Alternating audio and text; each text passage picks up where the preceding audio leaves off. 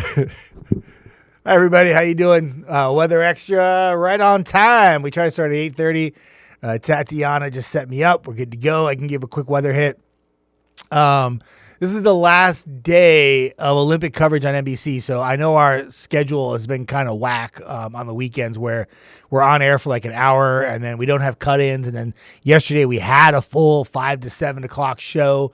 And that kind of threw us off and threw everybody else off that was watching. But we appreciate putting up with us because the schedule has been kind of wacky. Our noon show has been streaming the whole entire last 2 weeks, but finally back to normal tomorrow. And scheduling shouldn't be any different than it normally is in the sense that our shows will be on air and we'll be on for the entire newscast instead of just half of it, like 5 to 7, 5 to 6 and stuff like that. All right. So with that said, I still always am on for Weather Extra on the weekends, definitely 8:30. Sometimes I do it during the week at 10:30. Depends on the scheduling, but I'm here Saturday and Sunday for this at 8:30. It's just a quick run of the weather for you. If you happen to miss it this morning, it's always available on our Facebook page and anything that we actually post to streaming wise. And it's just a real quick recap of what you'd expect for the day, night, and the week ahead. Obviously, some big changes came in overnight. If you were out and about yesterday, I think it was about, what time was I? I was watching the Olympics in the newscast, so it had to be about 5, 6 o'clock. I was on the back patio, enjoying a little stogie time, and that stogie time got cut short because the wind started to gust and the temperature started to drop. And I'm not affected by the cold temperatures. I have a heater out there. I'll stay out there forever. But the wind got so bad, it made things very unenjoyable. The dogs looked at me like, it's time to go inside, bro. And you could feel the cold front moving through. And by the time we got to about 9, 10 o'clock, the chill was back and the temperatures had dropped. And they haven't responded back since. We've been into the 30s all morning. There were a few 20s this morning, and the temperatures very slow to warm today. Like I call it a treadmill is what I refer to it as, meaning that we're taking the same step over and over and over. But eventually we'll creep up to like low 40s. But the temperature itself, like 30s to low 40s, that's not like frigid cold. But the winds are gusty, and they're going to continue to be gusty tonight, tomorrow, and Monday night. And therefore, your wind chill values are in the 30s. Some people say, I don't care about the wind chill. I just care about the air temperature. And that's fine. It'll be like 42. It's still going to be cold. But wind chill values, if you're outside and you feel the wind, you usually know that it feels colder. And so 30 to 35, how it feels today. Right now in Madison, plenty of sunshine, deceiving, 35. Is it frigid cold air blasting on in? No. It's not that. The reason why we issued the 48 first alert weather days is for a couple reasons. One, we've had like 10 straight days of 60 plus degree temperatures in the area. We even had record high temperatures last Thursday. So it's a big weather pattern change is why we issued it for today. We issued it for Monday because the temperatures will drop so much tonight that if you're going to work tomorrow morning or the kids are at the bus stop, wind chill values will feel about 10 degrees. And that's pretty cold. So that's the rationale behind the 48 first alert weather days. Weather days are not just for tornadoes anymore. They're like for impactful days that will make you change your daily routine each and every day. And it's just a quick heads up. It's not to be drama or hype. It's just like, hey, look, pattern's changing. Like we got to stay warm. And then all of a sudden it warms back up and we don't have to have 48 first alert weather days again. You got to make sure you drip your faucets too. Tonight and tomorrow night. You have pets that are outside, bring them in.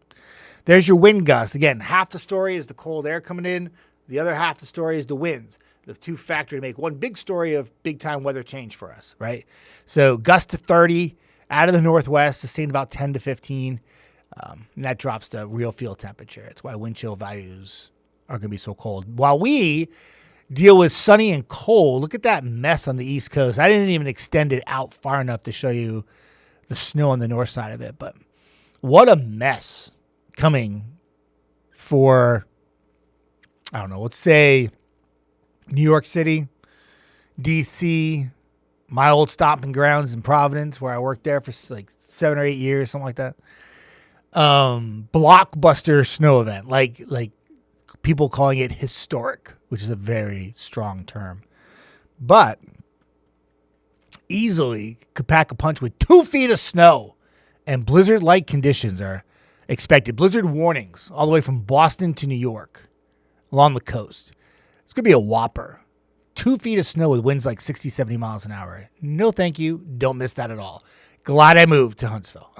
But we have our fair share of winter here, too. We may not get 2 feet of snow, but it can get cold, and that's what we have out there now. Low 40s, sunny, just a few passing clouds today. They're really high up in the sky, very wispy stuff, so sun should still pop. If you're going out and about and you have one of those special Sunday evenings plans, when the sun goes down and the darkness settles in, temperatures will fall quickly. Low 30s by 9 p.m., and we're not done yet. It will probably get back to like 23 by the time you wake up tomorrow morning. Hey, 3-degree guarantee. We are on a roll. 64 was what I forecasted yesterday. And I probably should have just left it at the 66 that we had. But I figured we'd have more cloud cover, and I thought 66 was a stretch. But we ended up at 66, but it still falls in the 3-degree guarantee. And hopefully we'll hit another one today. We went for a high of 43, and the money goes to the Neighborhood Christian Center in Decatur, donated by Frontier Foundation. For those of you who aren't familiar with our 3-degree guarantee, each month we have a different recipient for 12 months straight. We have Manor House in January, the Neighborhood Christian Center in Decatur this month. I think next month is the Shoals Habitat for Humanity, and I got to make the March calendar for that, and I'm waiting on the graphic for it. But just each and every month, raising money, $25 every time we get it right. And I think last month we ended up at like $725. This month, February, only has 28 days, and we started off the month a little on the slow side, but hopefully we'll get it up to like $500 or $600, which is great. And just a great thing Frontier Foundation is doing, donating to needy charities across the area. Charities in need is the better way to say that. Wind chill forecast. The top bar is your air temperature. The bottom part is the wind chill value. And, yeah, it says tonight on the graphic, but that's actually today because I forgot to change that. I didn't use it on air. Did I use it on air? I had it right on air this morning, and then I changed it back.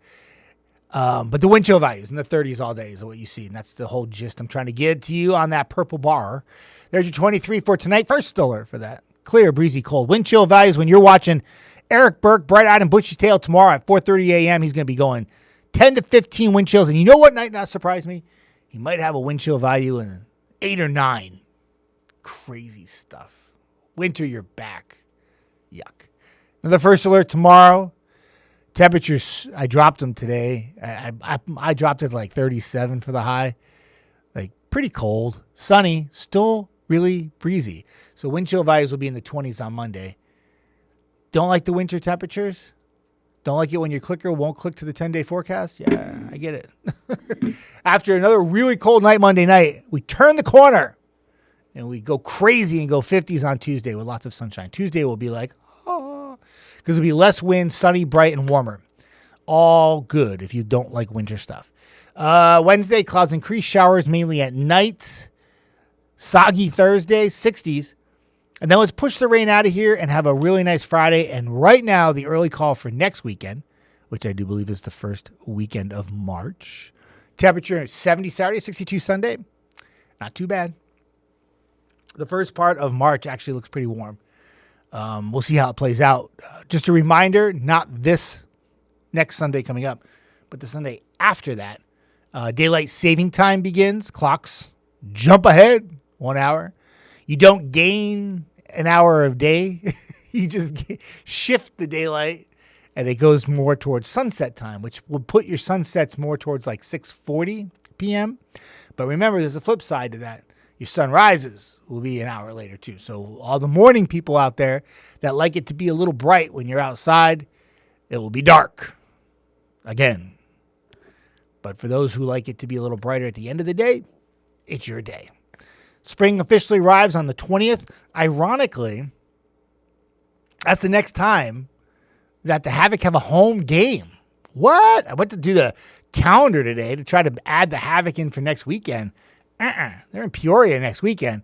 And then they have road games all through the beginning of March. Like they're on like a 7-game road trip, 8-game, something like that. I lost track. So they're having a little trouble right now. They lost a few in a row, but they'll turn it around. And hopefully they'll start a big winning streak while they're on the road. And then when they come back on March 20th, it will technically officially be spring because they play at night and spring arrives in the morning. And at that point, they would have started a huge winning streak on the road, and they're just going to continue it as they come back on March 20th. And they have like 4 or 5 home games back to back to back to back to back once they come back. So if you're a big Havoc fan, it's going to be a lot of like listening to them or watching them on the TV because they do like a stream and stuff like that. But no home games for the Havoc for a month. And I think that's the longest stretch since I've been here that they've been on road games during the season itself. So I looked that up this morning. I was kind of shocked. I know that the U.S. I had it on in here, but it's not on anymore. I had the U.S. game, U.S. Canada. I won't give anything away. I don't want to be a spoiler guy. It's not my style. But big game for the gold medal happening right now that I want to go watch. And that's why I'm going to stop the stream right now because I'm very invested in the hockey game. And I was before I walked in here. I want to wish you all a very good Sunday. I hope you have a very, very good afternoon. Adjust to the chilly temperatures. Know they're only here for 2 days and then they're out. Better weather coming by the middle of the week. And dodge a few showers Wednesday night and Thursday. Everybody have a fantastic Sunday. Jada will be in tonight. She'll have the very latest on the forecast. And as I mentioned, Eric Burke will be here bright-eyed and bushy-tailed tomorrow morning at 4:30. And he will have the very latest on the forecast. Have a good one, everybody.